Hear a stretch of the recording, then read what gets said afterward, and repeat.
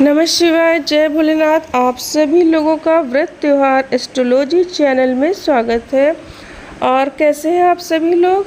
आज एकादशी तिथि वैशाख महीने में पड़ने वाली एकादशी तिथि की बात करेंगे हम लोग। और द्वादशी तिथि कब लगेगी, व्रत का पारणा कब किया जाएगा, तो इन सब पर बात करूंगी। लेकिन उससे पहले वही छोटी सी रिक्वेस्ट है, अगर जो आप लोगों को वीडियो पसंद आए तो अवश्य ही चैनल को सब्सक्राइब अवश्य ही करिएगा। इस चैनल पर समय समय पर बहुत ही महत्वपूर्ण जानकारियाँ दी जाएंगी। तो चलिए वीडियो की शुरुआत करते हैं। एकादशी तिथि की शुरुआत हो रही है 3 मई दिन शुक्रवार रात में 11:24 पर। इसकी समाप्ति हो रही 4 मई दिन शनिवार रात में 8:39 पर। उदया तिथि के अनुसार एकादशी का व्रत, वरूथनी एकादशी का व्रत दिन शनिवार को रखा जाएगा। और अब बात करते हैं कि द्वादशी तिथि की शुरुआत कब हो रही, तो ये 4 मई को 8:40 रात में शुरू हो रही है। समाप्ति होगी 5 मई रविवार को रात में 5:42 पर द्वादशी तिथि समाप्त हो जाएगी। एकादशी का पारणा हरिवासर के समाप्त होने के बाद करना चाहिए। 5 मई रविवार सुबह में 5:55 से 8:30 बजे के बीच में आप पारण कर सकते हैं। और इस दिन कई शुभ योगों का निर्माण हो रहा है। वरूथनी एकादशी के दिन त्रिपुष्कर योग का निर्माण हो रहा है। पुष्कर योग का समय संध्या काल में 8:38 से रात में 10:07 तक है। इंद्र योग का समय सुबह 11 बजे तक ही है।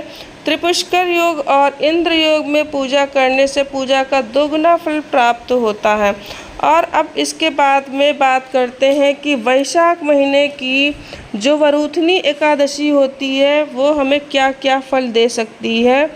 तो सुतदेव जी बोले, सूर्य जब मेष राशि पर स्थित होता है, वैशाख महीने में 30 तिथियां पुण्यदायिनी मानी गई हैं। एकादशी में किया हुआ पुण्य कोटि गुना होता है। उसमें स्नान, दान, तपस्या, होम, देव पूजा, पुण्य कर्म एवं कथा श्रवण किया जाए तो वो तत्काल मुक्ति देने वाला कहा गया है। जो रोग आदि से ग्रस्त है, दरिद्रता से पीड़ित है, वो मनुष्य पुण्यमय कथा को सुनकर कृतकृत्य होता है। वैशाख महीना मन से सेवन करने योग्य है। तो वैशाख महीने की जो वरूथनी एकादशी है, इसका बहुत ज़्यादा महत्व अपने आप में होता है, क्योंकि वैशाख महीने में सबसे ज़्यादा जलदान का महत्व माना गया है। वैशाख महीने में जलदान का बहुत महत्व होता है। और जब आप एकादशी का व्रत करेंगे तो 3 दिन का व्रत होता है। 1 दिन पहले से ही इसके नियम का पालन करना पड़ता है। लहसुन, प्याज, मांस, मदिरा आदि का त्याग करना पड़ता है। और जो आप द्वादशी को पारणा करेंगे उस दिन भी आपको लहसुन प्याज का सेवन नहीं करना चाहिए। और जिस दिन एकादशी का व्रत होता है उस दिन आप वृक्षों से पत्ते नहीं तोड़ने चाहिए, झाड़ू पोछा नहीं लगाना चाहिए, क्योंकि वृक्षों से पत्ते आदि तोड़ लेंगे अगर जो आप, तो हमको व्रत का फल नहीं मिलता। इसीलिए मना किया गया है कि वृक्षों से पत्तों को नहीं तोड़ना चाहिए। झाड़ू पोछा लगाने से छोटे छोटे जीवों की हत्या हो जाती है, तो व्रत का फल फिर हमको नहीं मिल पाता है। तो चलिए अब इस वरूथनी एकादशी का महात्मा भी हम सुनते हैं। युधिष्ठिर ने पूछा, वसुदेव आपको नमस्कार है। वैशाख महीने के कृष्ण पक्ष में किस नाम की एकादशी होती है, इसका महिमा बताइए। कृष्ण बोले, राजन, वैशाख कृष्ण पक्ष की एकादशी वरूथनी नाम से प्रसिद्ध है। यह इस लोक में परलोक में भी सौभाग्य प्रदान करने वाली वरूथनी के व्रत से सदा सौख्य, लाभ और पाप की हानि होती है। यह समस्त लोगों को भोग और मोक्ष प्रदान करने वाली है। वरूथनी के ही व्रत से मानधाता तथा धुंधुमार आदि अन्य अनेक राजा स्वर्ग लोक को प्राप्त हुए हैं। जो 10,000 वर्षों तक तपस्या करता है, उसके समान ही फल वरूथनी के व्रत से मनुष्य प्राप्त कर लेता है। नृप श्रेष्ठ, घोड़े के दान से हाथी का दान श्रेष्ठ है। भूमि दान से उससे भी बड़ा है। भूमि दान से भी अधिक महत्व तिल का दान है। तिल दान से बढ़कर स्वर्ण दान और स्वर्ण दान से बढ़कर अन्न दान है, क्योंकि देवता, पितर तथा मनुष्य को अन्न से ही तृप्ति होती है। विद्वान पुरुषों ने कन्यादान को भी अन्न दान के समान बताया है। कन्यादान के तुल्य ही गाय का दान है। यह साक्षात भगवान का कथन है। ऊपर बताए हुए सब दानों से बड़ा विद्यादान है। मनुष्य वरुथनी एकादशी का व्रत करके विद्यादान का भी फल प्राप्त कर लेता है। जो लोग पाप से मोहित होकर कन्या के धन से जीविका चलाते हुए पुण्य का क्षय होने पर यातना में नरक में जाते हैं, अतः सर्वतः प्रयत्न करके कन्या के धन से बचना चाहिए, उसे अपने काम में नहीं लेना चाहिए। जो अपनी शक्ति के अनुसार आभूषणों से विभूषित करके पवित्र भाव से कन्या का दान करता है, उसके पुण्य की संख्या बताने में चित्रगुप्त भी असमर्थ है। वरुथनी एकादशी करके भी मनुष्य उसी के समान फल प्राप्त करता है। व्रत करने वाला वैष्णव पुरुष दशमी तिथि को कांस, उड़द, मसूर, चना, कोदो, शाक, मधु, दूसरे का अन्न, 2 बार भोजन, मैथुन, इन 10 वस्तुओं का परित्याग कर दे।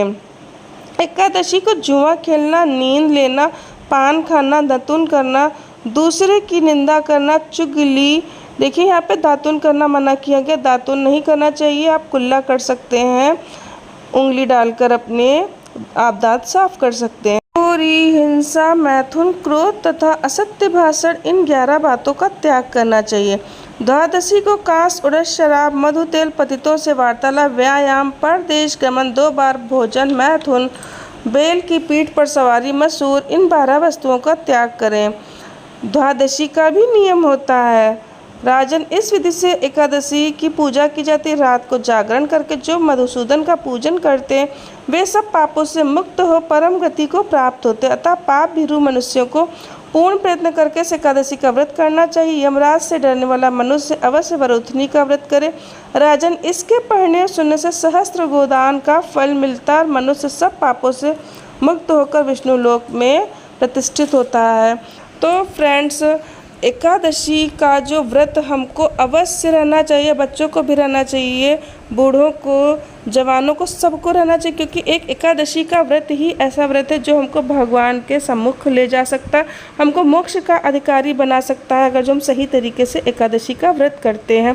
क्योंकि अगर जो आप कोई भी व्रत करते हैं, मैं किसी भी व्रत का नाम नहीं लूँगी, मैं उसको यहाँ पे नीचा नहीं दिखाऊँगी, सब व्रत अपने आप में श्रेष्ठ हैं, लेकिन जो भी आप व्रत और दूसरे करते हैं तो आपको इस लोक का सुख प्राप्त होता है, पृथ्वी लोक का।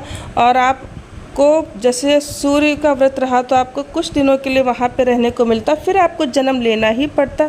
लेकिन एक एकादशी का व्रत ऐसा होता है जो कि हमको मुक्ति देने में, जीवन मरण के चक्र से छुटकारा दिला सकता है। तो फ्रेंड्स, हमको एकादशी मोक्ष देने में, भगवान से मिलाने में, धन धान्य पुत्र सब कुछ देने में सक्षम है। तो ऐसी एकादशी का व्रत हमको अवश्य ही धारण करना चाहिए।